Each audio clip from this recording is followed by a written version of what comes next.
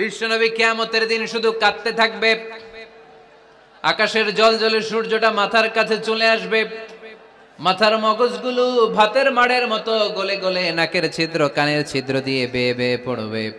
তৃষ্ণায় ক্ষুধায় জিহ্বাটা বের হয়ে কুকুরের মতো নাভিস্থল পর্যন্ত ঝুলতে থাকবে। জমিনটারে তামার জমিন বানিয়ে দেয়া হবে।